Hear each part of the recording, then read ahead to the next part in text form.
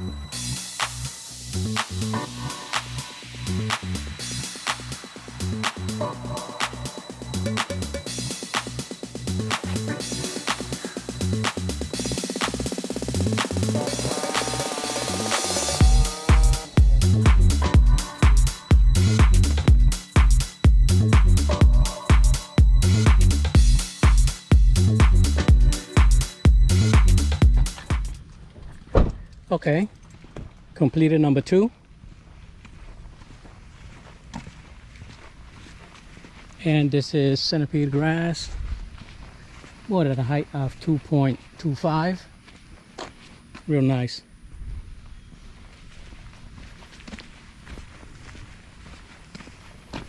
And temperature's still nice. Everything is looking good. No complaints. So I have a little issue, a question for you guys. Now, I had it's a fairly new customer, because what happens is I have a certain amount of properties that I do, and sorry about that. And once I get to a certain point, I'll cut them off. I'll cut them off because oh, come on. I don't want to go over my comfortable amount of properties that I do. And it's just me. Okay, it's just me. I know a lot of you guys, you know, go, and that's okay. When I first started, I did the same thing. I had a ton of customers, but what happens when you do that is that when you keep looking for new customers, and your goal is to look for new customers, what happens is you tend to neglect your old customers.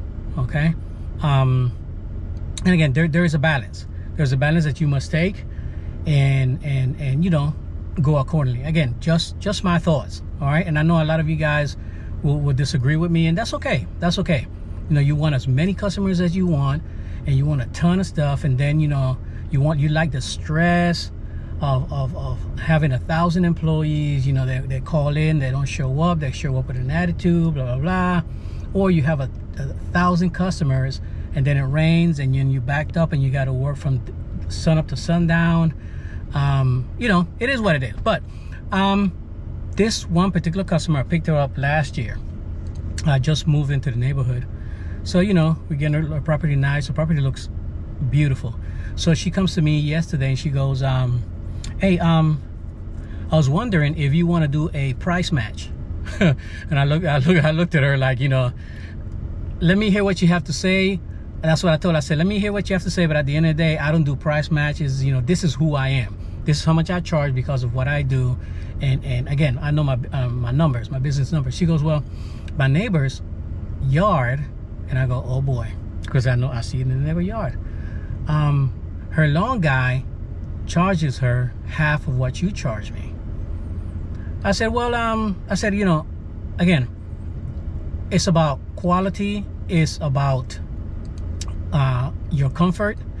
If you think that their quality is compared to mine, or their quality is good enough for you, then that's fine. I mean, go with them. I have no issues. You know, life goes on. You know, I appreciate your business, but if you want to stay with me, then, you know, keep in mind, this is what we provide. So she said, yeah, I'm gonna go ahead and go with them. So I said, okay, no problem. Now, this is what I'll tell you. Here's the story. She says the kid is 14 years old. He wants to make money during the summertime when he's not at school. So she'll call me back when he goes back to school. And I go, okay, his quality is not the greatest. I've seen 14 years old guys that do outstanding freaking work. Again, this is a basic cutting. He's not edging. He's not, again, you know, he's learning. No issues with that, but the quality is not there. So I told her, okay, you know, this is what's going to happen.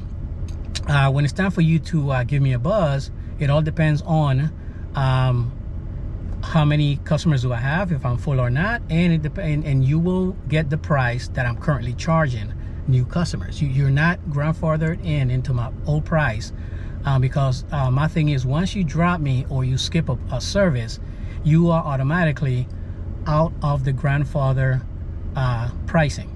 You see what I mean? So, you know, I have customers that do, I want to say, bi-weekly, and they know. The moment they say, hey Johnny, you know, my grass is not growing, you know, can you skip the service? You know, I always remind them, again, skip the service. Prices are going to be whatever new prices I'm charging. You're not grandfathered into the new prices, because again, the grass is growing.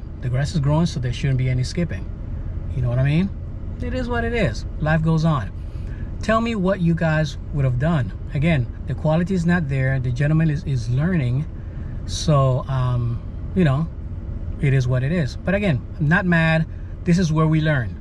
Okay? And do me a favor, guys. A lot of you guys don't listen to, again, you probably won't be watching the video till now, but a lot of you guys don't watch the video all the way through, and you read the title and you make comments with the title. I appreciate your comments. I love your comments. Thank you for your support.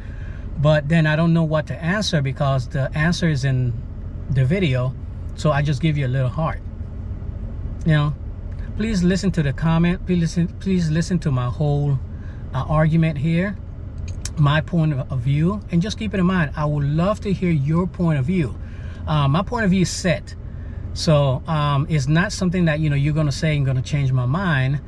Sometimes you say things that make me think, and sometimes you say things that I don't agree with, and life goes on. But your comment is duly noted. I read every doggone comment I get, the good and the bad. So please leave a comment, so, you know, we can all learn from this. All right, guys. So, yep, that was property number 2, and let's move on to the next. Okay, so here's the next one. This is a centipede lawn that I mowed at 2 inches.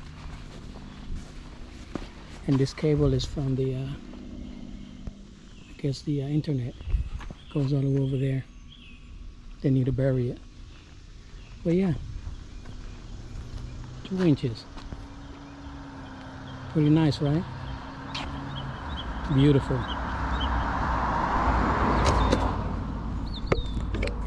Oh, drop my ISO tune. Guys, another thing that I wanted to tell you is that when you are, number one is you cannot have a contract with a 14-year-old, okay? And that's the reality. And I know, like I said before, a lot of you guys are gonna say I mowed lawns at 14. That's not what I'm saying. I'm saying that you cannot legally grow starter plants, maybe. have a contract with a 14-year-old. If something happens to that kid or teenager, whatever you want to call him or her, on your property, you are responsible. Okay, simple as that. Your homeowner's insurance, you are responsible for that individual. I'm gonna let you know right now, with my business, we have workers' comp, we have liability insurance. We break your window, we do this, we do that, we pay. When my workers get injured, I get injured, you have nothing to worry about. That 14-year-old, break your window, whatever the case might be, then you're gonna have to try to get your money from a 14-year-old and then turn around and try to sue the parent. A lot of legal mumbo jumbo, a lot of time wasted. Think about those things, okay? Again, I have no issue with a 14-year-old mowing lawns, but I personally would not hire a 14-year-old to mow my lawn. Simple as that, straight to the point. I'm not gonna sit up here and lie to you guys. I encourage you 14-year-olds and you know, young kid, go out there and, you know, do what you got to do. But calling it a business is not realistic, because it's not a business. Okay, you are sort of an apprentice towards a business, but until you get an LLC or you know, until you get a license, until you get insurance, then you are a legitimate business. Going off the topic here, my whole point of the whole video was that she dropped us, and now when it's time to get her back, she's just gonna have to, you know, new rules, new regulation, new pricing. I'm not sour, guys. I'm not mad about the whole situation. I'm just bringing this up because it is a learning tool for all of us. And again, I would love to hear your point of view on this topic. Okay, all right, let's keep it moving. Man, now this is awesome. It is raining. Woohoo! Excitement, excitement. Guys, it hasn't been raining here, I want to say like in 2-3 weeks, and things were drying up, looking pretty bad. So I'm making this at the end of my day. I have 2 left. And what I did was I got here real quick. It started drizzling. I jumped on this one and mowed the entire thing real quick, and then it started to pour, and I really finished mowing. So once the rain stops, I'm gonna just go edge it up, trim it up with the string trimmer, blow it, and I'm finished. So one advice, guys, again, for those that are new, if it's about to rain and you get to a property, jump on your mower, hit it real fast, you know, ensuring that you're not making any ruts or whatever the case might be. Well, you shouldn't if it needs water. And then once it starts pouring, sit in your truck, wait a few minutes or hours, whatever, hell, you can't do anything else, right? Once it finishes raining, take your string trimmer, edge it up, trim it up, and then blow it. Blow it is going to be a little bit difficult because it's wet, but who cares? You got the property done, and you're not going to mow after it pours. You know what I mean? Do not mow directly after it pours. Hey guys, other than that, have a blessed one.